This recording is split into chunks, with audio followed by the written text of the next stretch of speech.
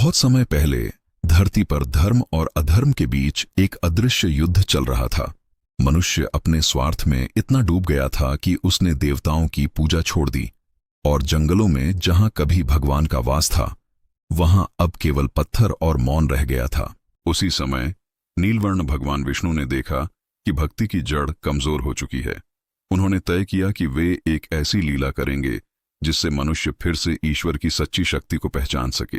एक दिन जगन्नाथपुरी के पास एक वृद्ध साधु को सपना आया। सपने में भगवान विष्णु ने कहा, मैं लकड़ी के रूप में तुम्हारे पास आऊंगा। मेरा नाम होगा दारू ब्रह्म, यानी वह ब्रह्म जो लकड़ी में प्रकट हुआ है। साधु सुबह उठा और जंगल की ओर चला गया। वहां उसने देखा एक देव दिव्य प्रकाश से घिरी नीली लकड़ी जिसके पास हवा तक रुक गई थी। जैसे ही साधु ने उस लकड़ी को छुआ, उसे भीतर से भगवान विष्णु का दर्शन हुआ। उसकी आंखों से आंसू बह निकले।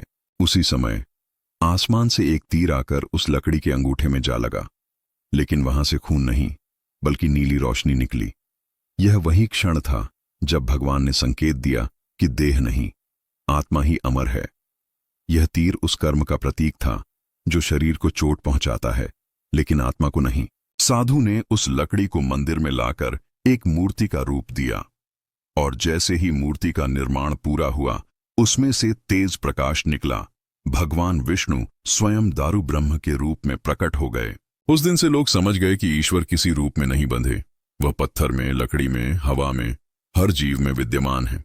कहते हैं जब भी मनुष्य अपनी भक्ति खो देता है, दारू ब्रह्म का वह नीला प्रकाश फिर से चमक उठता है और याद दिलाता है भगवान को देखने के लिए आंखें नहीं, श्रद्धा चाहिए। और तब से पुरी में आज तक वह दारू ब्रह्म रूप हर युग में नया शरीर पाता है, पर आत्मा वही रहती है, शाश्वत, अजर, अमर। यही है दारू ब्रह्म की कथा, जहां लकड़ी भी भगवान बन गई और एक तीर ने संसार को मोक्ष का अर्थ सिखा दिया।